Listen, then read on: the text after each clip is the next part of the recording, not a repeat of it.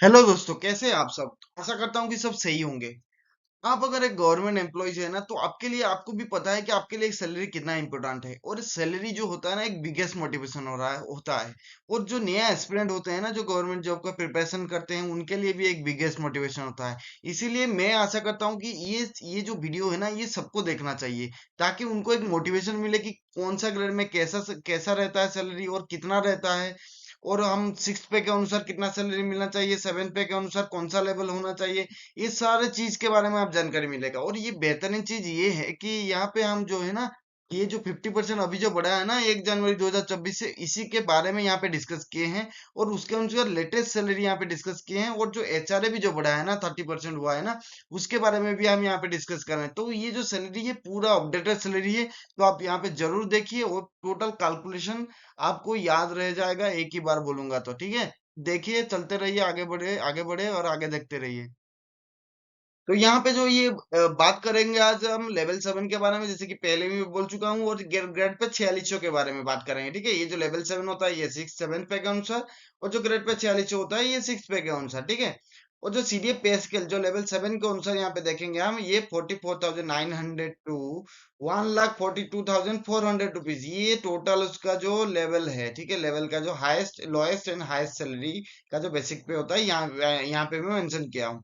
तो यहाँ पे जो बेसिक पे होगा, ये होगा बेसिक पे आपका, ये हो जाएगा आपका इनिशियल बेसिक पे से मैं कैलकुलेट कर रहा हूँ, तो फिर चला 44,900 हो जाएगा। अगर डियरनेस अलाउंस की बात करूंगा, तो ये जो 1 जनवरी से जो आपका 50% हो गया है, तो इसके अनुसार अगर कैलकुलेट करेंगे, तो इसका मतलब 44,900 का बाई 2 करेंगे तो हो जाएगा आपका, तो 22,450 रुपीज हो गया। और यहाँ पे हाउस रेंट अलाउंस का अगर बात करेंगे, तो एक सिटीज यहाँ पे हम कंसिडर में लिए हैं।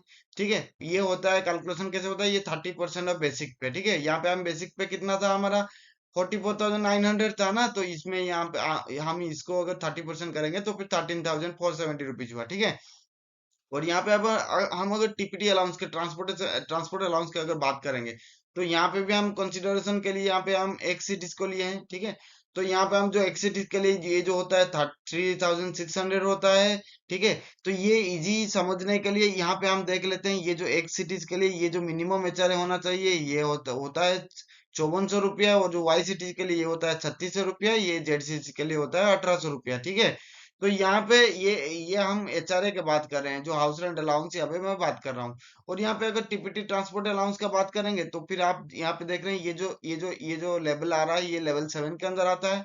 और यहाँ पे लेवल 7 के अंदर जो 3 to 8 है, इसके अनुसार अगर देखा जाएगा, तो क्लास एक्स सिटीज के लिए यहाँ पे कैलकुलेशन होगा 3,600 रुपीज। ठीक है, प्लस डीए।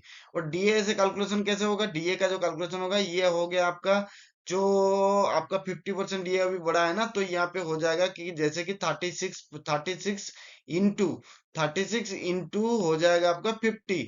ठीक है, 50 हो जाएगा, तो फिर कितना हो जाएगा डीए आपका, 1800 हो जाएगा। ठीक है, 1800 प्लस 3600 हो जाएगा, जब ये हो जाएगा आपका 5400। ठीक है, ये टोटल अगर हम तो ग्रांड टोटल कर दे, तो फिर टोटल आ जाएगा आपका, ग्रॉस सैलरी आ जाएगा आपका 86,220। ठीक है, बट ये यहाँ पे अगर डिडक्शन का बात करेंगे, तो डिडक्शन ये आपको भी पता है कि एनपीएस जो डिडक्शन होता है, ये 10% ऑफ बेसिक पे प्लस डीए, मतलब ये दोनों को बेसिक पे प्लस डीए को मिलाने के बाद ये निकलता है। ठीक है, तो ये अगर निकलता है, तो 6,735 रुपीज जो निकलता है, उसको माइनस करेंगे हम। प्रोफेशनल टैक्स भी होता है, ये वेरी करता है state to state, but maximum state में उतना ही रहता है, तो 200 रुपया का प्रोफेशनल टैक्स हम लेंगे। ठीक है, यहाँ पे। और सीजीजीआईएस होता है, जो ये 60 रुपीज होता है ग्रुप बी के लिए, ग्रुप सी के लिए 30 रुपीज, और ग्रुप ए के लिए 120 रुपीज। तो यहाँ पे हम ग्रुप बी के बात कर रहे हैं, तो फिर हम 60 रुपीज ही लेंगे यहाँ पे कंसिडर के लिए। इनकम टैक्स, यहाँ पे मैं इनकम टैक्स यहाँ पे लिखा हूँ, जैसे कि income tax excluded from this calculation, क्योंकि इनकम टैक्स आपका मर्जी है, आप कितना भी काट सकते हैं, तो इसलिए मैं यहाँ पे जीरो कर दिया हूँ उसको। और अगर ये डिडक्शन का माइनस करेंगे इतना में, तो फिर आपका हो जाएगा 6,995 रुपीज। ठीक है, अगर हम नेट पे की बात करेंगे, आपको इन हैंड कितना आएगा, तो ये अर्निंग माइनस डिडक्शन अगर करेंगे, तो फिर आपको इन हैंड मिल जाएगा, तो फिर ये जो इन हैंड आएगा आपका 79,225 रुपीज। ठीक है, अगर हम 1 जनवरी के 2024 से बात करेंगे, तो ये आपका नेट पे रहेगा लेवल 7 में। ठीक है, ये चीजें आपको आशा करता हूँ कि क्लियरली समझ में आ गया होगा। अभी ये भी जान लेते कि अदर पर्क्स एंड अलाउंसेस क्या मिलता है, क्योंकि ये भी इंपॉर्टेंट है, ये भी तो पार्ट ऑफ सैलरी होता है भाई। ये सैलरी वो जो जो भी दिखता है, बट ये भी तो हमारा अलाउंसेस ही होता है। तो ये अलाउंसेस आपको मिल सकता है, आप अगर ये सारे अलाउंसेस ऐसा नहीं कि आपको मिलेगा, बट बहुत सारे अलाउंसेस है, आपके कैटेगरी के अनुसार आप पहचान कर लीजिए यहाँ पे, ठीक है। तो special allowances for child care for women with disability, ये एक अलाउंसेस हो गया। लीव ट्रैवल कंसेशन, ये कहीं पे विजिट करने के लिए आपको ऑल इंडिया टूर वगैरह ये मिलता है, ये एलटीसी होता है। और children education allowances, children education allowance भी यहाँ पे बढ़ा है, ठीक है। और ये भी मैं आपको दे दूंगा, एक लिंक दे दूंगा, उसमें चिल्ड्रन एजुकेशन के अलाउंस के बारे में भी बात किया गया है, ठीक है, कितना बढ़ा है देख लीजिएगा वहां पे। और लीव एनकेसमेंट की अगर बात करते हैं, तो लीव एनकेसमेंट में भी आपको मिलता है, ठीक है। और साइकिल अलाउंस भी मिलता है, वेसिंग अलाउंस मिलता है, वेसिंग वाशिंग अलाउंस वगैरह जो मिलता है, कन्वीनियंस अलाउंस मिलता है, और एक्स्ट्रा अलाउंस वर्क अलाउंस मिलता है जो केयर टेकिंग अलाउंस होता है, ठीक है। और ओवर टाइम अलाउंसेस मिलता है, ये बाकी ये 7th पे में कुछ कुछ लिमिटेड कर दिया गया था, बट फिर फिलहाल भी है ऑलरेडी। और short and long term loans और एडवांसेस, ठीक है, ये जैसे कि हाउस बिल्डिंग एडवांसेस हो गया, कंप्यूटर लोन हो गया, ये सब चीजें भी मिलता है। और जो मेडिकल फैसिलिटी हो गया, जैसे कि सीजीएमए और सीजीएचएस के जो भी मेडिकल फैसिलिटी मिलता है, और ग्रुप इंश्योरेंस वगैरह भी आपको मिल जाता है। और सुपर एन्युएशन बेनिफिट, जो रिटायरमेंट बेनिफिट, जो भी बहुत बहुत सारी चीजें आपको मिलता है। और जो non practising allowance to medical professional, जो वेटनरी डॉक्टर्स होते हैं या मेडिकल जो ह्यूमन डॉक्टर होते हैं, उनको एनपीए मिलता है। और जो case handling allowance to cashiers, जो कैशियर होते हैं ना, जो क्लर्क वगैरह, उनको भी केस हैंडलिंग अलाउंस भी मिलता है, ठीक है।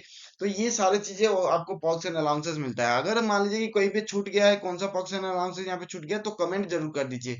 तो thank you guys watching for my videos. तो आप अगर अच्छा लगा तो फिर जरूर कमेंट और शेयर और लाइक सब्सक्राइब भी कर दीजिए, ठीक है। आपका सब्सक्राइब बहुत इंपॉर्टेंट है मेरे लिए, ठीक है।